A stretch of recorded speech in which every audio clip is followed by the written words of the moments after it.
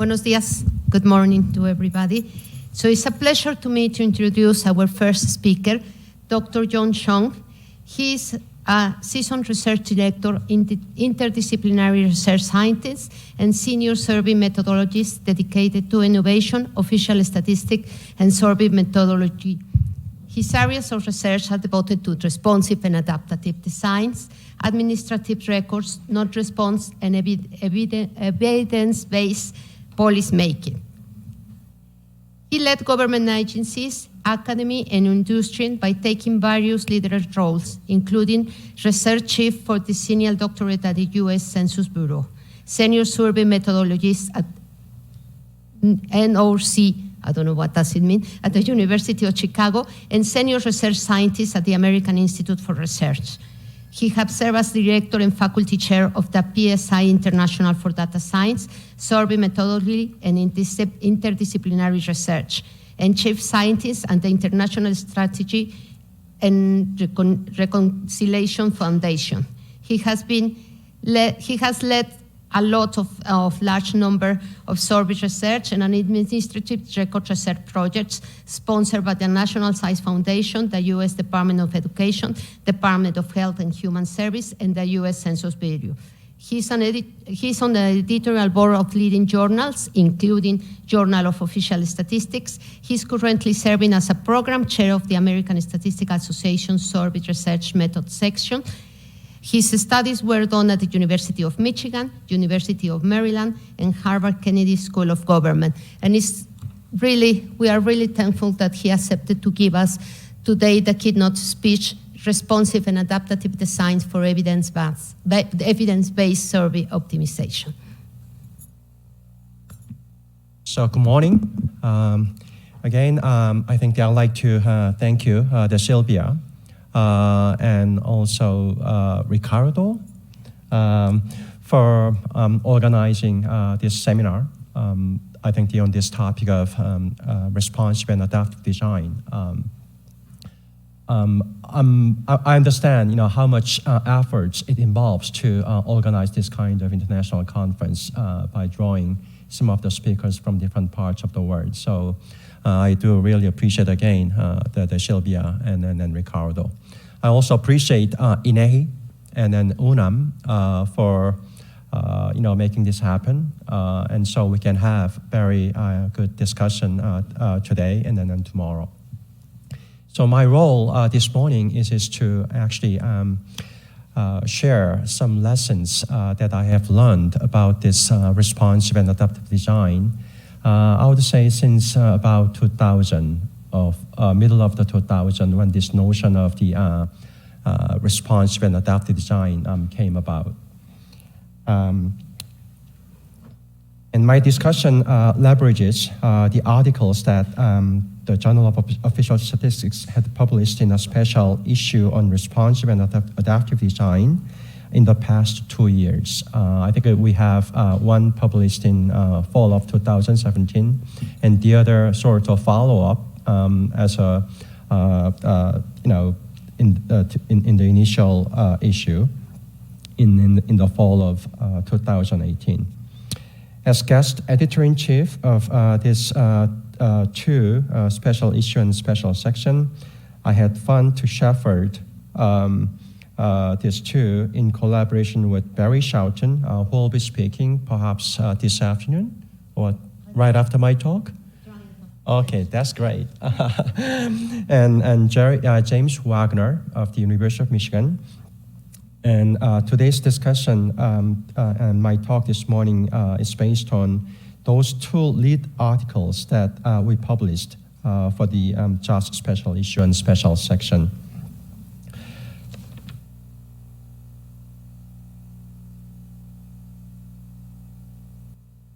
Just to give you some kind of outline here, I'll talk briefly about some background, and then I'll talk about what this responsive and adaptive design is about.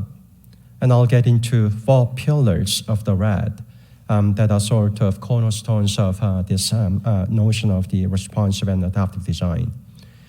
And then I turn to illustrate I think it is read with some examples from Journal of Visual Statistics special issue and special section on the RAD.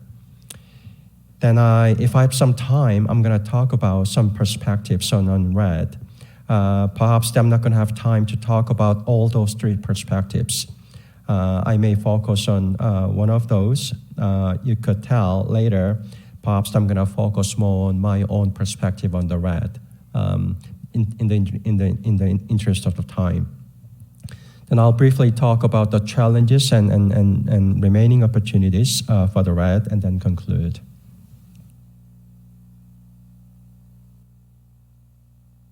Perhaps the Silvia, you're going to discuss, I think later on or at the end. Oh, okay, at the end of my talk. All right, okay, sounds good. So I think I'd like to mention about this rapidly changing survey environment today, requiring a nimble, flexible design that leverages multiple data sources, frequently collects data in multiple modes, produces high-quality data, and optimizes cost allocation around the survey lifecycle. In this environment, surveys are ever more challenging and complex to implement. It was in response to these challenges that responsive and adaptive designs were born. The JAS special issue and special section included 15 articles that give a glimpse of how these concepts are being used in diverse settings.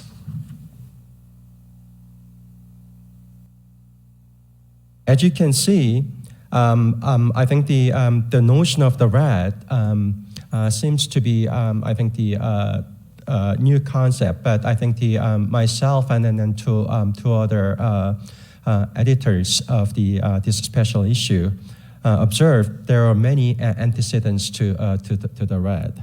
Just to give you some kind of examples, there are some replication in sample release, experiments embedded in surveys. I was involved in designing and implementing many experiments that follow this notion of the RAD. Even this notion was did not exist back in middle of 1990s. I actually had the opportunity to design and then conduct some of those experimental studies to test the effect of the different modes of data collection in an establishment survey setting. And that was back in 1995, almost 20 years ago, more than 20 years ago. But that was the time that we didn't have this notion of the RAD. But we actually had a chance to design and then test many of those similar notions of the RAD that we conceptualized these days. Matrix sampling and randomized measurement is another case. Double sampling and then two-phase sampling. Subsampling for non-response. And there are many other statisticians who have actually worked on this particular topic. Sequential analysis, adaptive trials, and total survey the error, survey quality, TQM. And I think Paul has more experience about this particular practice than perhaps many of us do. So I just like to mention, this notion of RAD is not completely new. There are many other precedents. And that's the sort of, the major ground that I would like to share with you before I get into, this notion of the RAD. There are three phenomena that I think worth noting. First, evidence-driven policymakers as well as survey researchers have renewed their attention to administrative records as a key additional data source to enhance survey data quality and minimize survey cost. Big data, sometimes called organic data these days, also create new opportunities when linked to survey data. Second, the computerization of survey data collection has made accessible real-time analysis of metadata or process data, as is a plenary term. Metadata have proven useful for managing existing surveys and designing future ones. And last, methods from fields as diverse as machine learning these days, operations research, and Bayesian statistics have been found to be useful for the advancement of response propensity modeling, and I'll get into it in a second, and in design of creative surveys. And there are many examples that follow this kind of, phenomena. And responsive and adaptive survey designs are evolving in this dynamic environment.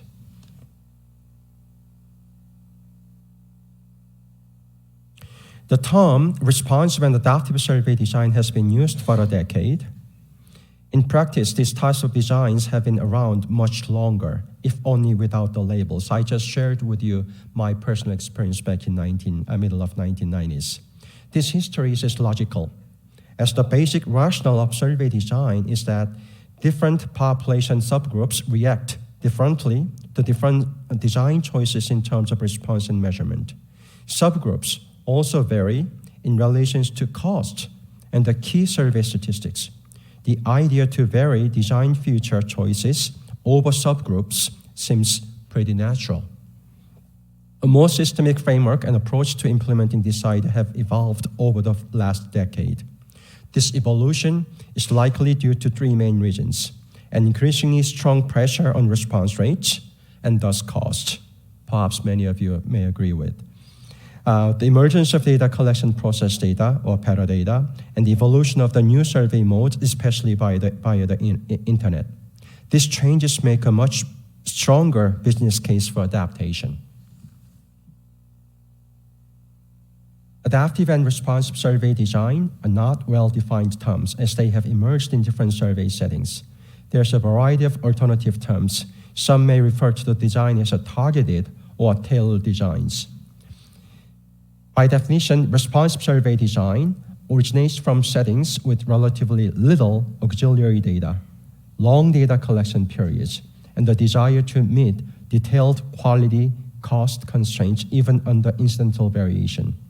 In contrast, adaptive survey design comes from settings where the focus is on rather auxiliary, it is on richer auxiliary data, relatively shorter data collection periods, and on structural variation.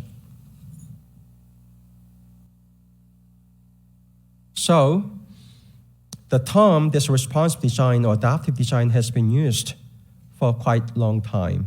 In practice, these types of designs have been around much longer. Given this documented history of RED,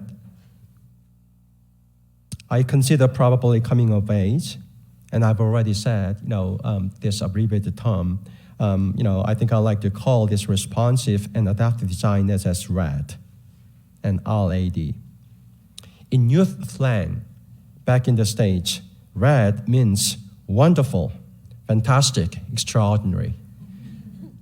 So hopefully, whenever you say the RAD, at least in this conference or in other, meetings, I want to, think, or have this beautiful feeling of wonderful, fantastic, and extraordinary whenever you say RAD, or responsive and adaptive design. So what is RAD? RAD is essentially a form of adjustment by design in the data collection as opposed to adjustment by estimation, which means adjustment introduced in the design and data collection stage in contrast to adjustment in the estimation stage. I think this difference is very important throughout the, my talk and perhaps in another presentation in the next 2 days. So by definition, I say RAD is a data-driven approach to controlling survey design features in real-time data collection. I think this notion of real-time data collection is very important. A lot of things are moving, but this RAD itself is also, I think, is kind of a tool to intervene in real-time data collection. By monitoring explicit costs and errors of survey estimates that are informed by auxiliary information, metadata, and multiple sources of data. And I may call all this data together pen data. And that's the term that I've been using since about 10 years ago. As such, RAD works toward a goal of survey optimization based on cost-error trade-off analysis and evidence-driven design decisions, including the most efficient allocation of resources to survey data. So this is the sort of definition that we came up with. And then we try to delve into details of each of these definitions in the next, I think, the remaining time. So there are 4 pillars of the RAD that I'm going to talk about. And then those are as follows. First, use of metadata and auxiliary information to stratify the heterogeneous population in the study. Second, design features and interventions to adapt the treatment. Third, explicit quality and cost metrics to evaluate the efficacy of adaptation to strata. And last, quality cost optimization strategy to find optimal allocations of treatment the strata. Considering the 4 key elements, as I just mentioned, there has been ample research on metadata, indicators for monitoring non-response, design interventions in interview surveys, and choice of mode. However, the interaction between auxiliary data and design features has received less investigation. We know little about how to identify subgroups and match different protocols to each group in order to improve quality or reduce costs. Research into optimization remains quite thin. Let me get into each of these 4 pillars. And I think these are perhaps the most important, I think, the takeaways I suggest that I think you take home. And then perhaps we can revisit some of these 4 pillars again and again if you have any questions. There are some examples that I'm going to talk about, but all those examples and some other talks I think are based on these 4 pillars of the RAD.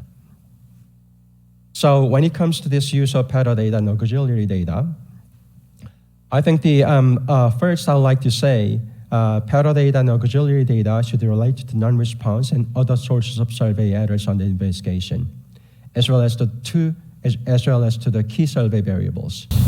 Between 2000 and 2015, perhaps as some of you know, there was a renewed interest in metadata or auxiliary data coming from data collection process.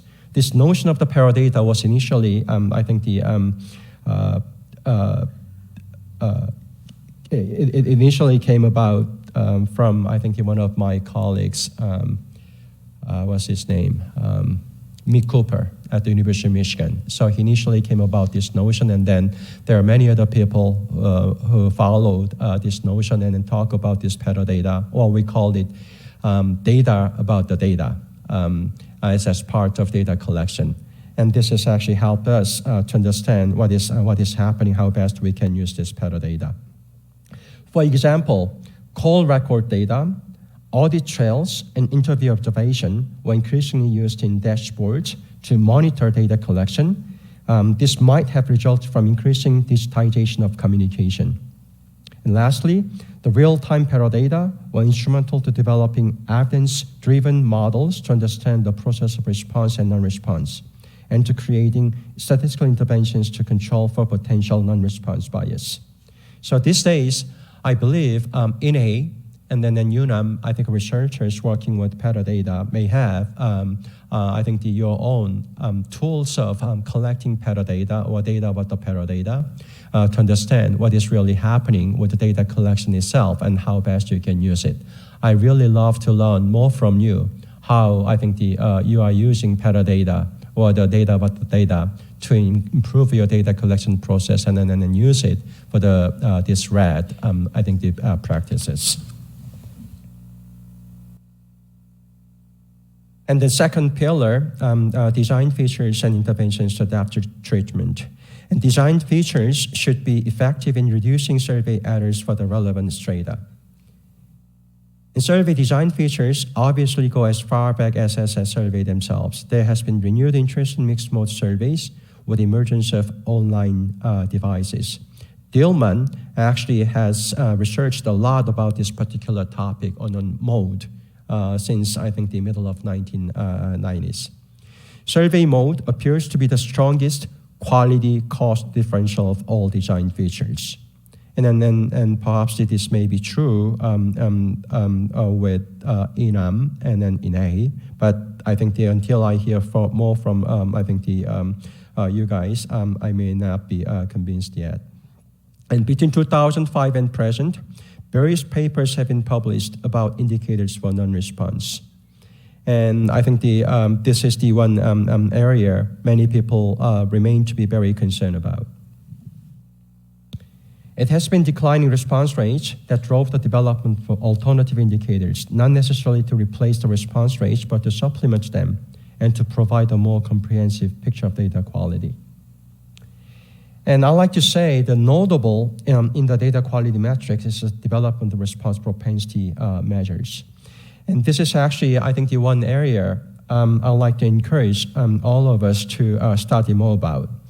Because this response propensity measures itself, I think that we sometimes think it as a kind of very one-dimensional and then one very straight, I think, the propensity measure. But when you think about this propensity measure, it is much more complex. Because if you think about life cycle of the response or the non-response, there are many different, I think, the notions of propensity measures.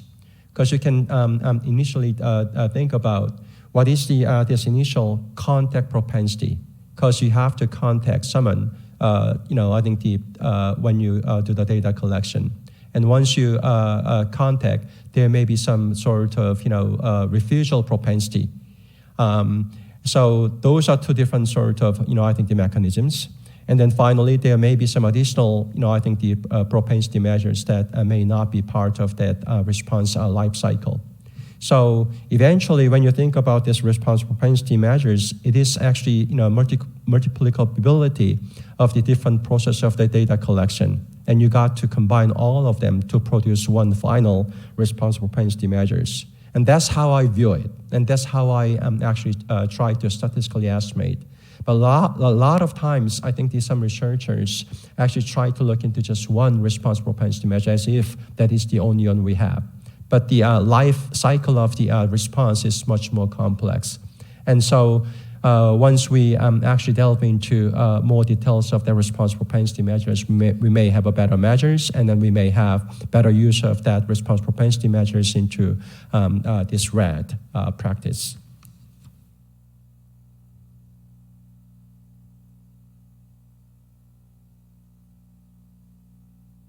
And also, I think when it comes to this design features, we gotta think about how to change and vary modes.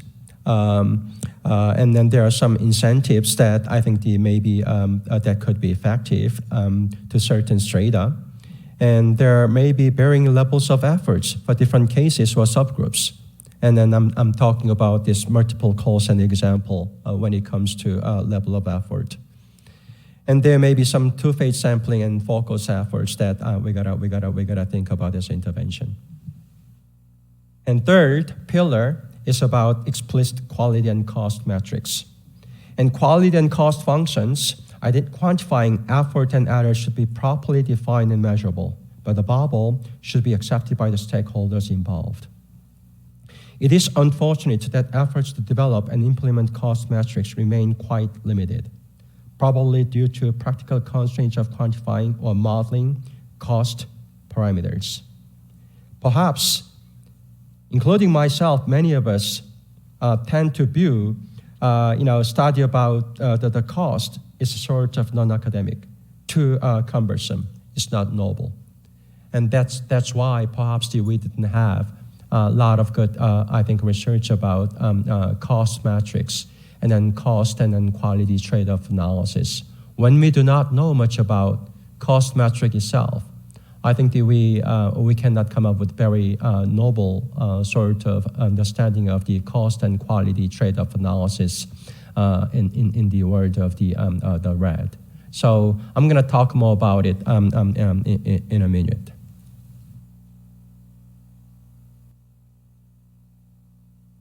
And then the last pillar is quality cost optimization.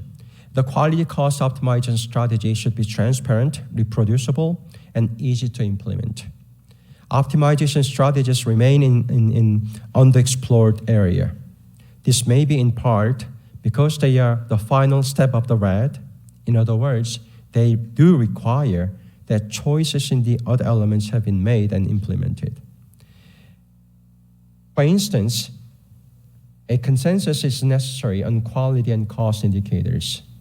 However, we observe it is also because optimization requires accurate estimation of survey design parameters such as response propensity and survey costs. And like I mentioned briefly a second ago, survey cost metrics are multidimensional, like data quality. Optimization strategies remain incomplete as long as cost estimates as input variables are neither reliable nor valid indicators of survey cost. I think I can briefly mention about my experience with this measuring cost when it comes to 2020 the census data collection preparation. When I returned to the Census Bureau in 2011, the first research task that I tried to understand is that what kind of cost data we have at the Census Bureau in preparation for designing 2020 census. So I talked around and then I spoke with a lot of different staff, bottom up and then top down. And no one actually, unfortunately, was able to give me the cost data that we used, whether this was for the 2010 or the other important components of the data collection that we used to do. This is not easy work. When it comes to all this cost data, whether this is the bottom up or top down, the cost model based data, this is not easy to collect and then use it for whatever research purpose you have. So I had to actually put a team together to collect this data by speaking with actual key people in the field and also people doing the cost analysis at headquarters and try to come up with some kind of cost estimates for the 2010 in preparation for the 2020 the census design. Because we have to do some kind of cost and then data quality trade-off modeling in preparation for 2020. That is ongoing work even today. But the reason I give you this example, how difficult it is, even for this, one of the very, big organizations like the Census Bureau in Washington, D.C., to get reasonable amount of cost data and then use it together with quality data in preparation for a very reasonable and rigorous design for 2020 census data collection. By the way, I'm here as a private citizen, at least for this conference, so I feel more free to speak about, some of this practice that we have back in Washington, D.C. So I just want you to understand that I may feel more free to answer some of your questions later on as well.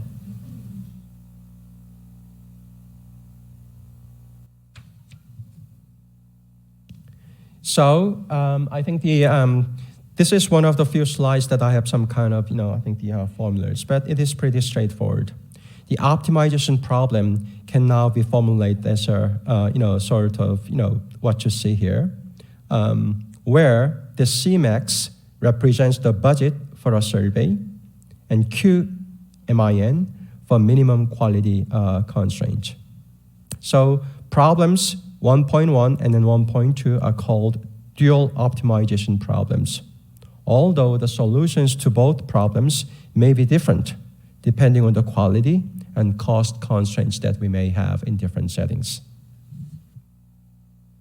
So I think that's kind of the core of my talk so far this morning. And then I have some I think there are a few more examples that I'm going to talk about. And then I think the remaining, some of my thoughts on the remaining opportunities and challenges. So the key questions that we got to ask when we work with the RED, and then these are some of those examples that we actually asked when we put together those two the special issues for the JAWS. And these are also, I think, some of the key questions that I ask myself, whether we handle some of these questions in my research on the RED. What approaches can be used to guide the development of the cost and quality metrics in RED and their use over the survey life cycles? Which methods of RED are able to identify phase boundaries or stopping rules that optimize response design? We think a lot about, when is the best time to turn from one mode to another mode in data collection, whether this is, initially, the web mode, and then you like to do some non-response follow-up by telephone and face-to-face, and you struggle, and I struggle. When is the best time to turn from one mode to another mode, or from one phase to another phase? And that's one of the critical issues that we have to deal with in the RED. What would be best practice for applying the RED to produce high-quality data in cost-effective manner? So this is one of the reasons that we put together these two special issues with Josh, and to find out what are the best practices researchers of RED are using in the field, and then for their research in different settings, in government, academia, and then and also industry. And we have 15 articles there. I really hope, you have, the opportunity to read at least some of those articles. I actually brought a couple of those copies as a small gift. So if any of you really loves to have this hard copy, I'm happy to, give this out. I brought just 3 copies, 2 for today and then 1 for tomorrow.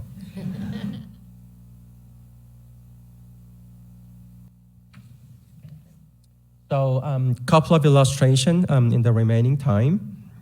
And again, this, the illustrations come from those two, special issues of the JOS. But before I do that, perhaps I'd like to give you kind of brief synopsis of, what are the key questions that we handled in those two special issues, that published 15 articles. And one of the, questions that we try to deal with is that what are the innovations, when it comes to the RED? So 3 questions that we considered really, the in-depth. What cost quality trade-off paradigms can be operationalized to guide the development of cost and quality metrics and their use around the survey life cycle, or census life cycle, if you work with the census? Under what conditions can administrative records or big data be adaptively used to supplement survey data collection? This is actually one of my personal favorites. I spent a lot of time with admin data since 20 years ago.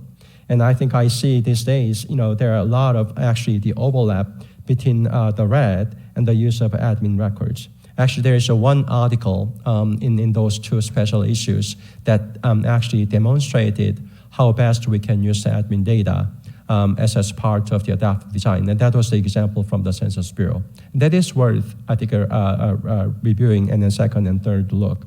And not because, that is the work by one of my colleagues, but perhaps it is because, many of us are these days working with admin data. And then admin data is actually one of the very critical resources that you can, leverage when it comes to the RED, and improving the RED practice. Third, how are metadata in multiple modes of data collection conceptualized, pre-tested, and collected to inform survey design decisions? And there are some other interdisciplinary issues addressed by the JOS special issue. I'm not gonna go into all these questions. Perhaps you can find these questions later. I hope you're gonna have a copy of these PowerPoint slides, right? So in the interest of time, I'm not gonna necessarily delve into all those questions by myself. And I'll just like to say also there are some experiments and simulations based papers in those 2 special issues. In the world of the RED, a lot of times, we think about these novel experimental designs, but in realistic sense, that may not be feasible, given the time constraint and cost that you may have. So we got to do some simulations instead of real-time experiments as part of data collection. So that's why we have this, 2 different sources of, methodology to study about the RED. So now, this is the real illustration. And again, I'm gonna perhaps point out some of those at the higher level, and then I'm gonna show just one or two examples in the interest of time. There are several papers in those two special issues providing formalized rules for adaptation. There are a few papers examining the impact of responsive and adaptive designs on the quality of estimates. Some papers consider adaptive design tailored to panel surveys. I think some of you may be working with panel surveys more, more than the cross-sectional surveys. So the RAD has a very good application that you can actually apply to panel surveys. Last, a few papers examine responsive and adaptive designs for establishment surveys. I used to work with establishment surveys when I worked for the Bureau of Labor Statistics back in 1990. And so that was a time actually, like I told you in the beginning of my talk, I spent a lot of time working with different modes of data collection and sort of, precedents of the precedents to the RAD. And so even today, there are a lot of good research applying the notion of the RAD to establishment survey context. So these are some of those, the key papers that apply the rules for the adaptive design. Again, you can just take a look. Again, if you go back to this, the website, this is the open access journal, so you don't have to pay, and you can take a look, some of these good papers. And there are a couple of papers also discussing impact of RAD on the quality of estimates. Okay, I told you I'm going to give you just one or two examples. How much more time do I have? I still have some time. Okay, all right.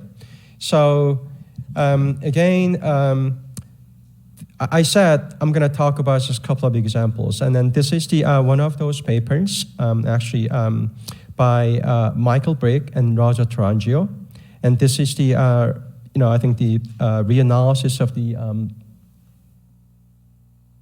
Groves and then Page-Eva paper, back in 2008.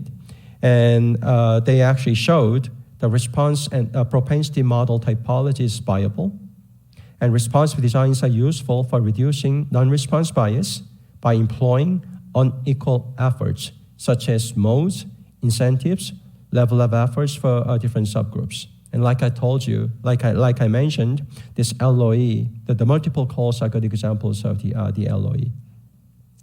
One suggestion, when I was reviewing this paper, and then actually I have this suggestion to those two authors, perhaps they can conduct the next round of meta-analysis with non-response bias studies conducted since 2008, including a number of other studies employing admin data. Hopefully, perhaps we are ignorant of some of the good studies that I think some of you in this very room have carried out since 2008.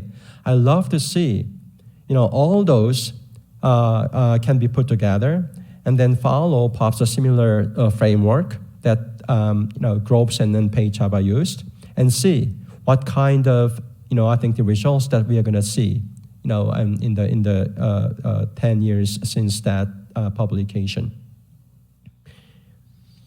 And I think the Brick and Tarangio in this paper actually showed variance across studies accounts for about a quarter of variation in the absolute relative bias estimates. I'm gonna talk about that in a second. I think the one thing I'd like to kind of remind here is that this is again, when it comes to this important concept in the RAD.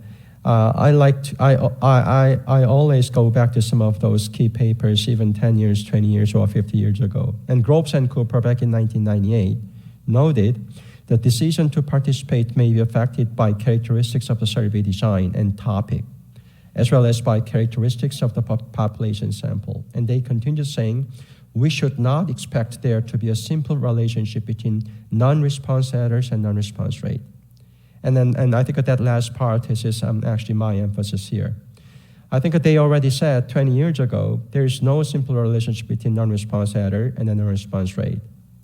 And actually, I think the Brick and Tarangio went back to that, I think the emphasis, and then they tried to unravel, and what is this complex relationship between non-response rate and non-response rate by doing the reanalysis of the Grobson and Page-Sheffer paper. So when they did reanalysis of those Grobson and Page-Sheffer, again, this is the sort of key findings from the Grobson and Page-Sheffer, and I'm not going to talk about all this because I'm gonna refer those in a second. This is the sort of, I think, one of the I think the key slides figures that they have used. And they looked at 59 studies with biased estimates, and altogether about 959 estimates. So Brick and Tarangio did reanalysis with this same data. This is the next. So they look at this data, x-axis here, study response rate, and y-axis is mean absolute relative bias. So when they try to look at sort of this study level, I think the factor, and then also the sample size, and you can see sort of little slope here in their Grobson and Page-Sheffer. Their conclusion was that there's no, I think, the relationship. But now they see, I think the Brick and Tarangio kind of demonstrated there's actually some relationship between study response rate in particular, and then this mean, absolute relative bias that they measured. So this is the actual data. One of those data, I think they demonstrated.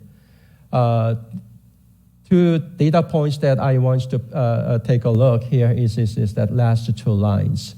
So initially, it was the unweighted estimate level or study level correlations between response rate and absolute relative bias, or the response rate and mean absolute relative bias, as you can see here in the first two.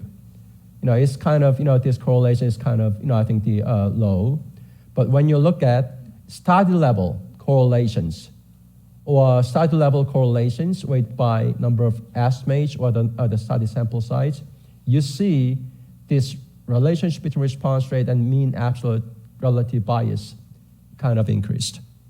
Although this is the negative, but I think this is the important point. This is the point that I think the Grobson and Page-Sheffer did not look into, but I think the Mike and then Roger, I think they had that study level analysis, reanalysis, and then that's how they came up with this relationship between response rate and then non-response bias.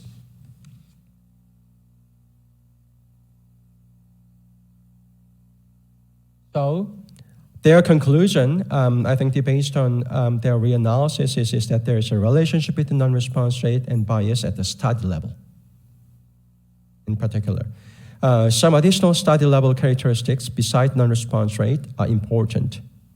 For example, method of estimating bias. And they actually used different measures of the estimating bias in their reanalysis. And there's sort of big differences in bias by study, and the study accounts for much of the variance, about a quarter. And then this is a very important point. Perhaps I'm going to skip many of the remaining slides and then go to perhaps my own perspectives about some opportunities and then challenges that we have with RED.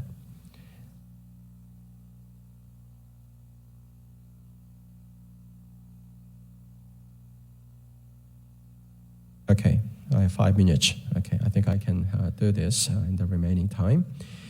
Like I mentioned, there are many other RED-related papers tailored to panel surveys, so the next couple of slides just show what they are. And I'm not going to delve into those details here. But I can just show what they are here. Duran and Maslow, Skaya, and then Smith.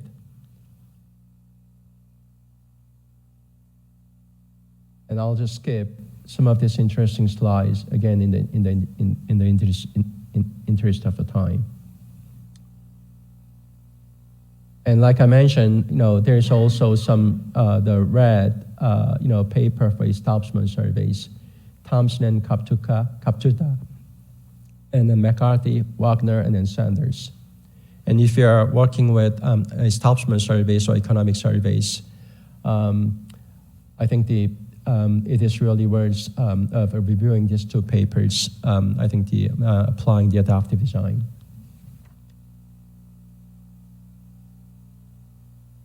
I'm going to skip many of this.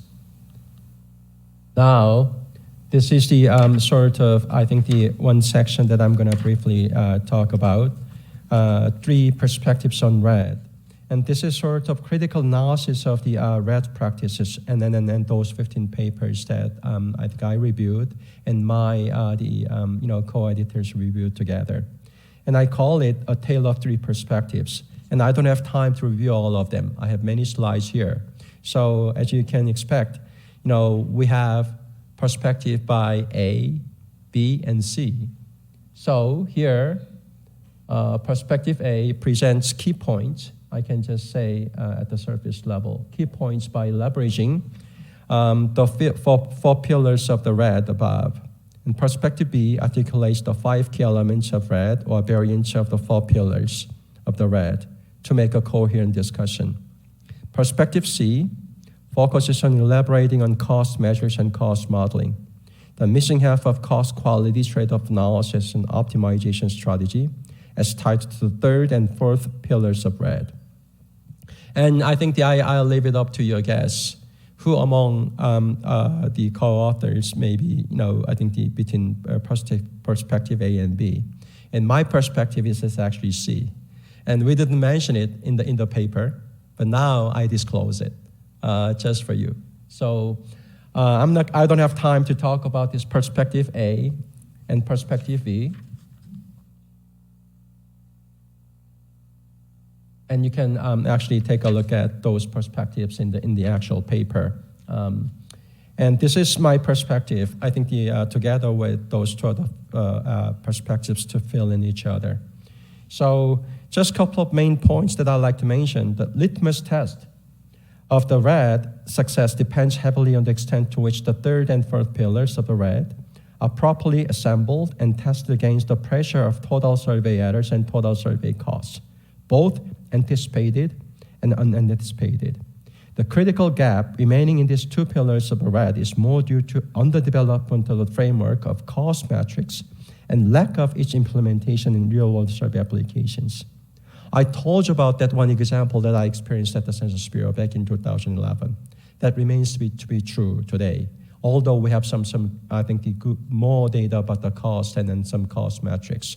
But this is sort of, I think, the main conclusion, or the main sort of critical, I think, to look into the RED design today. And the remaining slides, I'm going to skip all of this.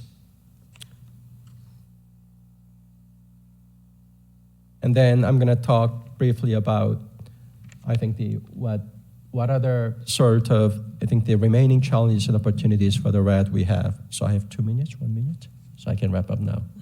Yes, okay. I think the RED has a number of remaining, let me see, okay. Here. This is actually, something that we can work together, hopefully in the next 10 years. And if you're interested in working for the RED in IIMA and then UNAM, and also, some of the colleagues that we are working together. And RED has a number of remaining challenges or opportunities to seize. The first opportunity is to build a toolkit of tested designs that have been found to be effective. Second, we need to learn more about deploying features differentially across subgroups in the population. Although this idea has been around a long time, more evidence on specific strategies is needed. Third, we recommend survey managers need to work more closely with the survey statisticians. Designing RED will require experimentation and optimization techniques that are in the domain of the survey statisticians. Survey statisticians, for their part, may need to borrow tools from operations research, machine learning, and other fields. Adaptive designs may require more complex optimization algorithms. Fourth and last, a related opportunity is developing rules for when to switch from one phase to another, from one mode to another, or when to stop collecting data altogether. Using incoming data to update pre-survey estimates of design parameters may be facilitated by Bayesian approaches. And there are many others, but these are some of those challenges and opportunities that I'd like to share with you.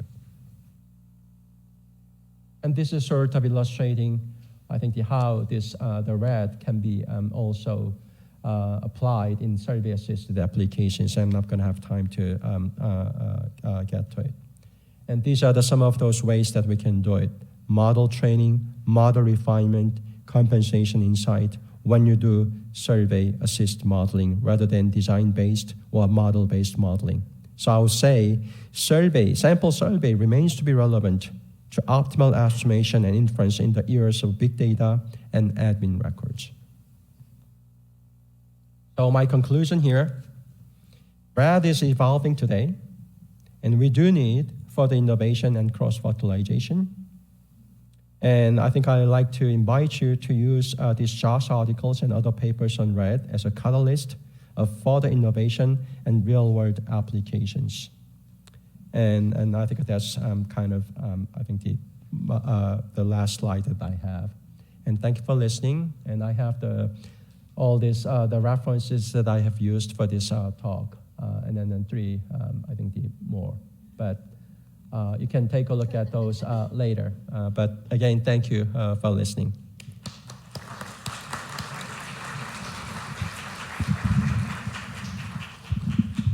First of all, I would like to thank you for this very interesting and informative conference. Adaptive and responsive design have been around, as you say, for 10 years, but I think little is known for people that main area of research or interest is not sampling like myself. Yeah, so I really find this very interesting. Just a couple of comments, and I leave the time for people that know more of sampling than me to ask you probably more interesting questions. So the use of paradata and IT collection method seems very natural to me. But at the same time, I wonder if it's not a risk like overfitting. So especially when you see that the interview observations could be part of that paradata, yeah? And the other comment I have, so you just jump that slides because I have the opportunity to see the slides before. It's about longitudinal data. Yeah, is that my own field of interest? And you were talking about this thing about the times that you call again. Yes, if I understood right, like the second time that you visit and all that, and regarding the quality of the data, that probably you don't go to call 20 times to somebody to join the study. I don't know if I understood that. But so probably it could be better to, you say something like less call will give you the same quality of data than just keep calling and calling. And so I think better I leave it for a couple of questions that we have time for the public.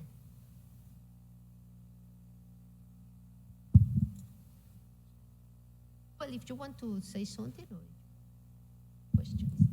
Okay, perhaps I can turn to the questions, and then perhaps I can comment on your comment. So, questions?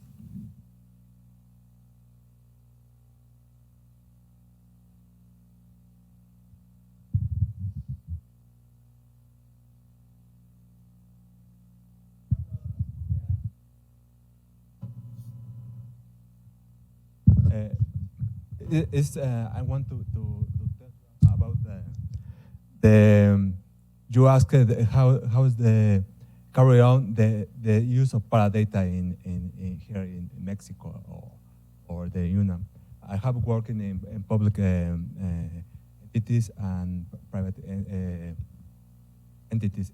Then the use of paradata is only related to correct the workload of the interviewers about the design. It's more about to correct the workload of the interviewers. But I think it's very difficult to implement some studies and paradata because that information is only available inside of the entities. So, experience working in private sector and public sector. Thanks. Okay, thank you. Perhaps I can briefly comment on these two comments. So I think my experience with metadata, again, it goes back, perhaps more than 20 years ago when I was working at the BLS. So at that time, the notion of the metadata was not there. We know, some of those data about the data collection, it may be very important because, for example, even with this establishment surveys, economic surveys that I think the Bureau of Labor Statistics carried out, one example that I can share with you is that we initially collect the data by mail, but we wanted to know about how best we can do some non-response follow-up, whether this is by the face-to-face or telephone, and then some additional non-response follow-up as needed. So this was the case. I think how many, what kind of response dispositions that we have had for this initial mail. So you can actually archive a lot of those data for individual respondents or the sample that you have. So that is the part of this so-called metadata, data about the data. And so you can use it for the actual non-response follow-up. And you gotta decide which of those remaining non-respondents to initial mail can be followed up by face-to-face or some additional mail or telephone. This is back in the middle of 1990s. So I think that we had to do some kind of the sampling between those two categories, given that remaining non-respondents. So the reason I'm just giving you this kind of very short illustration here is that the metadata was there, and I think myself and then my research team actually came up with some kind of methodology to reconfigure the remaining data collection, especially with our focus on non-respondents, so we can reduce some potential non-response bias. And as I look at the same issue with today's the RAT practices, and as Silvia mentioned, is it really important to make many more calls and you get the same kind of data, even when you consider the kind of data that you have already collected with less number of the calls? That's actually very fair question, because we had the same question back in 1990. How many more calls that we had to make? How many more multiple mails that we had to make? This is the same issue that bothered us back in 1990s, and same question that we have today. But the insight that we are learning from this RAD design here is that we actually have the better mechanisms to how to handle it statistically. And we have a better ways to allocate this sample of non-respondents into different strata, and then come up with what is the best way to allocate them in with this constraints of the cost and data quality, because now we have also data from the previous rounds of data collection when this was the cross-sectional survey or the longitudinal survey, depending on the survey context. So those are the lessons and then practices that I think we've been learning from this the RAD design in comparison to those old days 20 years ago. That's kind of my comment on these two comments. Well, let's thank again Dr. Chun for this very good talk.